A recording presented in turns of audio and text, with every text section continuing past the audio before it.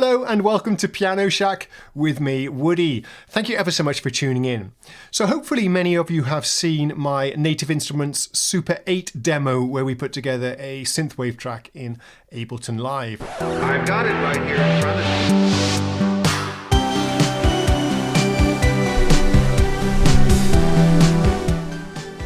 So if you haven't watched the first video yet, I recommend you pause this video now and go back and watch it first, because in that video we cover the sound design, the synthesizers we recorded in all the clips and created the basic embryo to the song. I'll leave a link down in the video description. I know many of you saw the finished result as well, and I got many requests, thank you ever so much, to do a breakdown of that track. How did I finish it off? So that's what we're going to do today. This video is sponsored by these lovely people and by myself. You might be interested in my piano inspiration series. Links in the description for more information. Okay, let's switch back to the session view because that's where I did a lot of the preparation work. Now, during the first video, you saw me putting together a few clips here in the session view to basically sketch out the idea for the song. We put together a melody, some pads, some chords and a bass line and some drums, but I did tweak it another few hours after I finished recording the video. And the reason I didn't capture the whole process live is that it did take me maybe another 8 to 10 hours to finish off the track. So that would have been an awful lot of recording and editing for me. So I thought it would be best to finish the track off camera and then do a breakdown for you, which is what we're doing right now. So let's review the tracks we have. I have a main riff, which is going on here. Let's just kill this. We'll just do a quick playthrough of some of these sounds.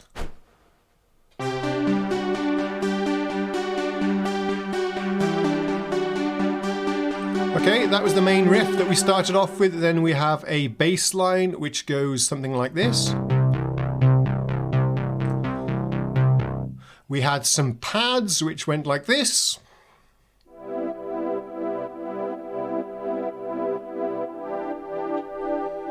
Let's get the keyboard control. Then we had some... Oh shit, I'm sorry. Recording stuff here. Didn't mean to do that. Then we had a lead sound that sounds like this. I added a piano afterwards. I'll play you that in a second. And then we had some drums as well that sounded something like this. And then I've added another track with some samples. So you can see we don't have very many tracks here. I tend to have arrangements with pretty low track counts. Just 7 tracks here I can see. Now, what I did after the video, the introduction video, I went and organized my session here. I did a lot of the housekeeping. So what I've done is to gone through and rename everything so I can see exactly what's in each clip. So this is a session view where each coloured item here represents a clip in one of the available slots. And what we can do here, I sketched out the basic structure of the song in scenes here. So each horizontal lane is a scene. So if I press this button over here, we get the first scene, which is our introduction. Here you can hear the piano part that I recorded. I used Noir for this just because I have it and it's the latest, greatest thing. But you could actually use any piano library you want. It doesn't matter in the context of a mix like this. So that's the intro. And the cool thing about Ableton is that it keeps everything in sync, all of these clips in sync with a 1-bar synchronization here. Let's go on to the next part. So I added this one, we're just staying on the C for the bass line, and then we get into the main verse.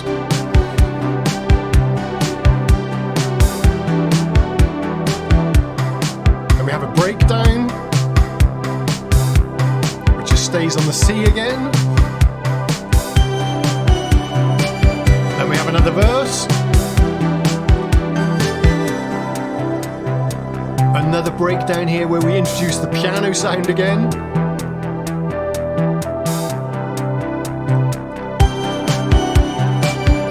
This is the full Monty with everything thrown in, all of the different parts now playing at the same time.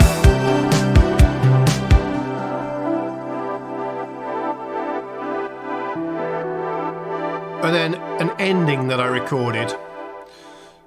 So basically what we did is just tidied up this whole arrangement view. I structured everything in these different scenes so that we could play through the structure of the song. Now, you may have noticed, some of the sharp-eared amongst you, that I did increase the tempo as well from 120 to 126. I feel I could have gone a little bit more even, but now I think the song is so much in time with these sample clips that I've thrown in. I didn't want to change the tempo anymore and boost it up anymore, so let's stick at 126. I think it's okay for this kind of chill 80s vibe. And talking about the vocal samples, I wanted to add a little bit of interest to the song, so I threw in some of these samples from a very cool 80s film. I'm sure some of you would recognize the film. I've got it right here in front of me. I asked for a car. I got a computer. I said it before and I'll say it again. Life moves pretty fast. You don't stop and look around once in a while, you could miss it. Okay, so that's all the samples. And what I did, I just recorded some audio from a YouTube clip, and then I just dragged that audio into a clip here in the session view, and then I just trimmed it to get it to the right size that I want, which you can see down here in the waveform view. I got a computer. Okay. Added a bunch of effects as well, of course. We'll talk about it a bit later on. So that's that. The drums I did swap out as well. We were using a Ableton drum rack before, but I was finding it a bit fiddly to edit and tweak the effects and the parameters there, so I actually swapped over to use Battery instead. Battery is a great drum library here. I chose a kit, the 707. There are many to choose from, but this has a 707, which is what we were using in the original track as well. So let's just play through the main groove here.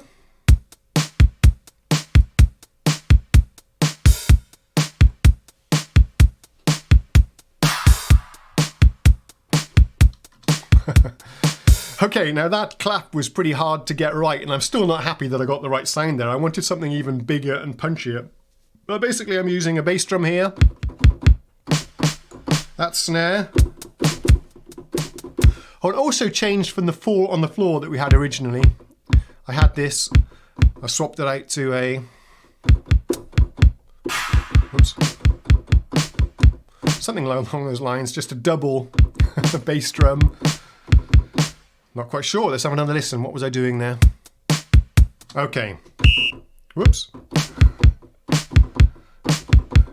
Classic 707 whistle there. Actually, I think that's from the 727. This is a combined kit. But I'm only using hi-hats. A clap there layered with a clap down here somewhere. Those two. And what I like about using Battery is that you have all the effects laid out down here. You can tune it very easily, each of the sounds. You've got compressor, sends to the reverb. Let's just get that scene going.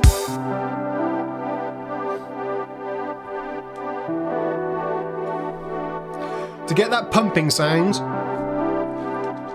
what you could do, the conventional way, would be to have another track with a 4 to the floor kick or something, or a click, it could be anything, and then feed that into the pad track here, into a compressor plug-in, and have a side chain to duck the signal every time it got a trigger from the other track. That's a bit of a pain to set up, really. So I tried out this demo of the one-note pumper, and I think it worked out really well. A lot simpler. You don't get very much control over the pump, but for me it did the job. Let me demonstrate that for you. You just tweak.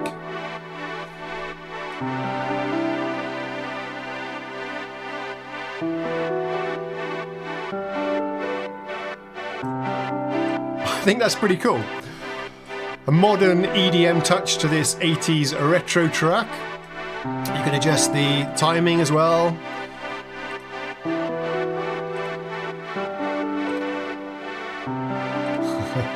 Yeah, it's cool. And also when it pumps in relation to the beat. But we won't mess about with that right now. That was that. Then I was ready to move this over to the arrangement view, which is where you can build up your transitions, drum fills and things, because it's all very well having things in the session view, but it's very hard to do transitions when you go from one scene to the next scene.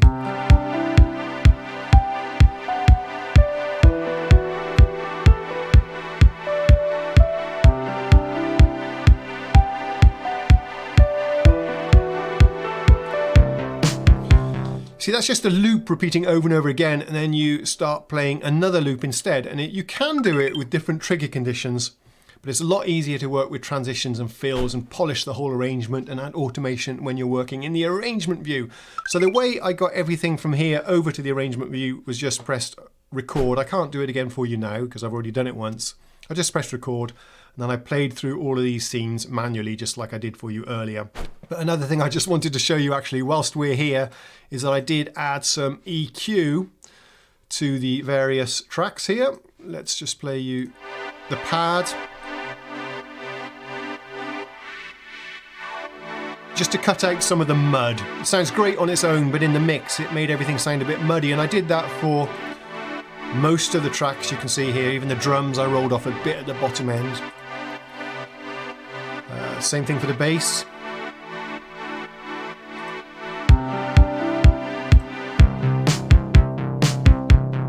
Whoops, let's get the right thing there, that one.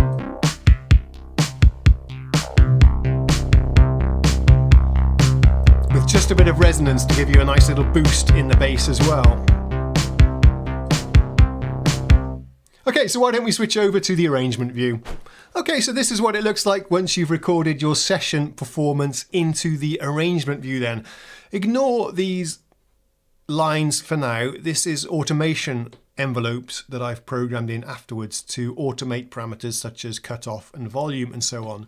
But you can see how it's inserted all of these clips rather nicely into the arrangement here for me. And I have chopped them up somewhat here. For example, let's take a look at one of the fills I've done. So instead of just having, where's our bass, there's our drum patches here.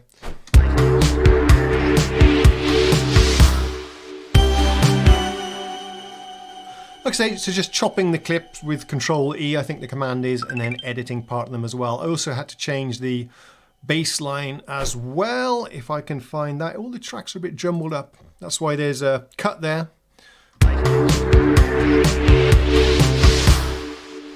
Okay, that's pretty nice. I'm really happy how those transitions came out. Now you can hear there's a rise going on there as well in the background. Let's isolate that track for a second. If I solo that one, if I go to complete control, the cutoff, you can see the envelopes here. What we've actually got going on here is an instance of our Super 8 with just white noise playing.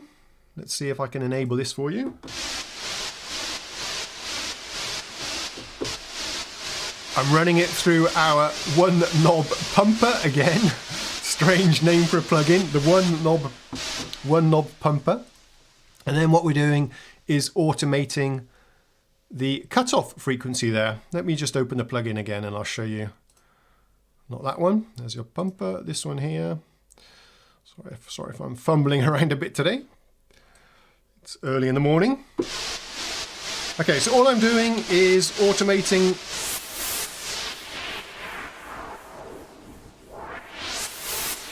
the filter over there. Now you can download and just drop in samples as well, but I wanted a little bit more control and I thought it'd be fun to use the synthesizer to make these noises. So what I've done, you select which parameter you want to modulate here.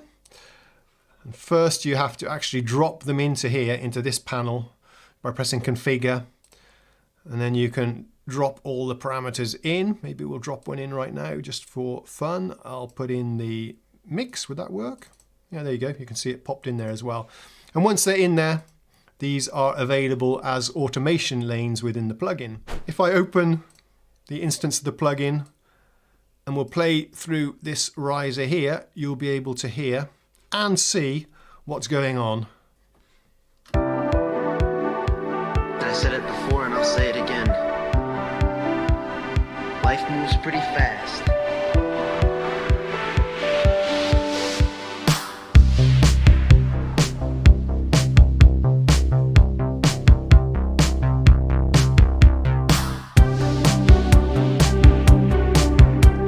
Okay, you saw how the filter was moving there as well. I think that's pretty cool. So that's how I did the riser sounds. You can hear they're going on all the time, actually. We have a swooping down noise, and we have the swooping up sound that I'm using all over the place. Let me give you another example of that one in action. I got a computer. I asked for a car. I've got it right here in front of me. I'm really happy how that came out, actually. And I was messing around for a little while trying to get these real EDM style risers where it's going. You can hear it pumping as well. If I just solo this as it's coming in. I was going to go for the EDM thing where it goes and then builds up into a massive climax, but it was just a bit too much messing around, and I thought not worth spending all that time just for such a small detail, not for this kind of track anyway. If we look at the pad sound, for example, in isolation, you can hear how I'm messing around with that one all the time. Let's take a listen to maybe this part of the track.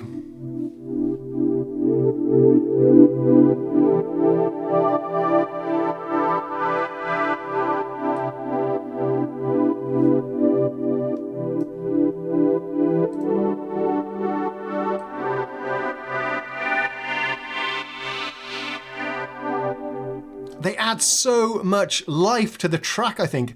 It's basically just turning the knobs for you. That's how you can think about these automation lanes. But it does stop in this case, I've got an 8-bar loop from becoming stale and repetitive because it's constantly changing. You can see I'm also changing, not quite as drastically, but we are changing the, doing the same thing on the bass here. There's several different parameters you can choose to automate, so you've got to select the right one. But if we isolate these two together, you can hear how I'm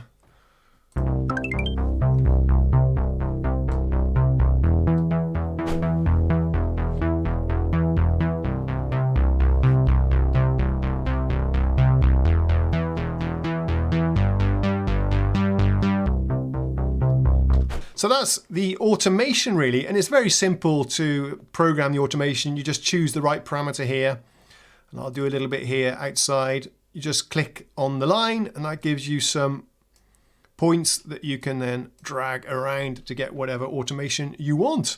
Pretty cool. Is there much to say about the vocal samples? I just dropped them in manually. Actually, I copied the clips over from the session view and pasted them into here. And then let's just zoom into this part of the track.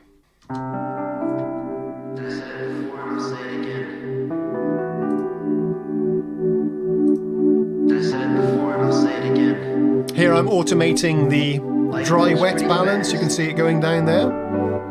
I said it before and I'll say it again. I said it before and I'll say it again. Life moves pretty fast. I really dig how these samples are in time with the tempo, and they just happen to be in time with the tempo at 126. That's why I really didn't want to change it, but it is possible to warp these as well. You can set warp points on the transients in the audio and then adjust it to get it exactly in time. But I got lucky here because it was in time by itself. And I like these vocal samples. I think they add a meaning to the song, they add a message, they add a story, they add an emotion. Some of you, I think most of you like them. I like them.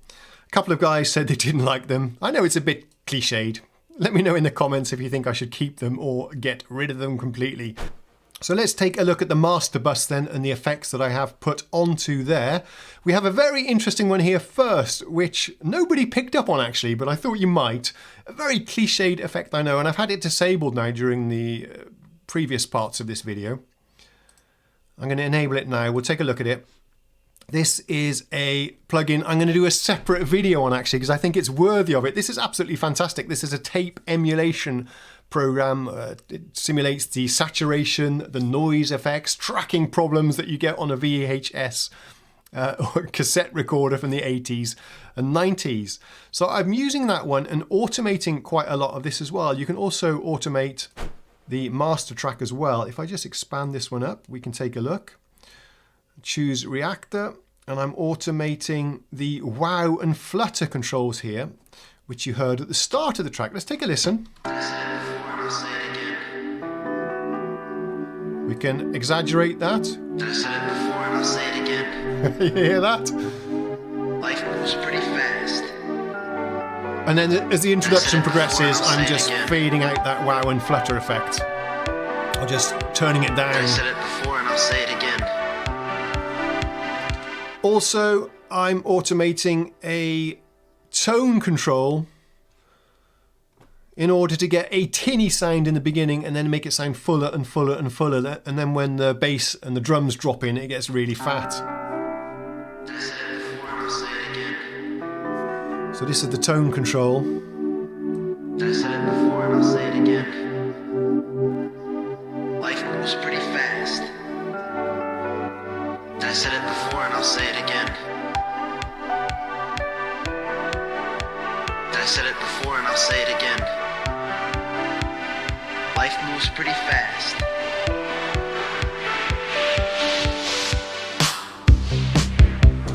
Okay, and because it's on the master track, all of these separate tracks here are being affected by this plugin, which is exactly what you want.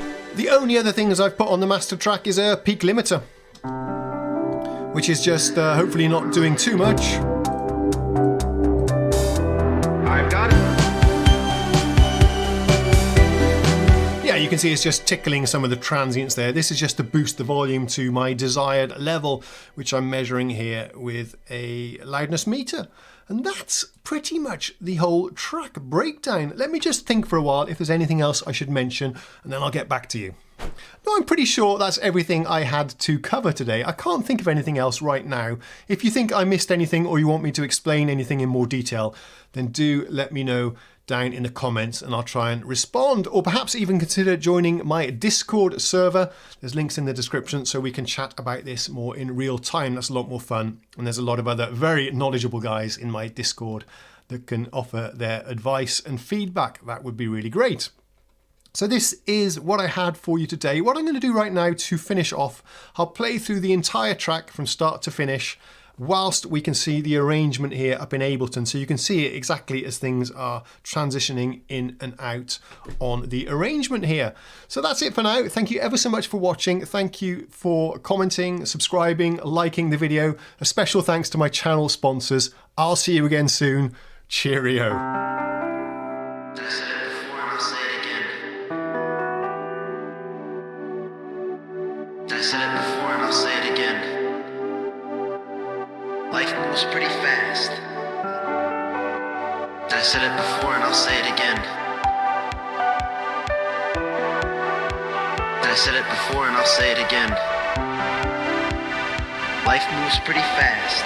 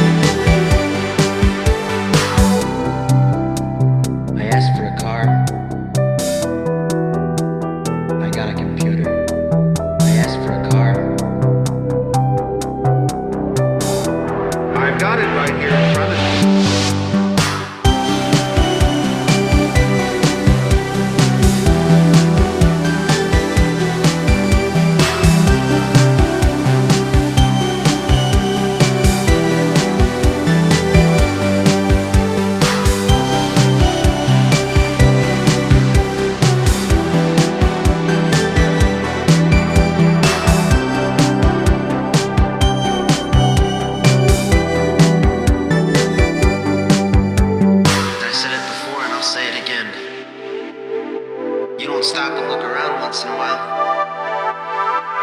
I said it before and I'll say it again. Life moves pretty fast. You don't stop and look around once in a while. You could miss it. Welcome to my piano inspiration series. As a channel member, you'll get 2 inspiring piano lessons every month to inject new creative ideas into your playing, broaden your repertoire, and bring you a lot of enjoyment and satisfaction. Please check the description for more details or watch this video. Thank you.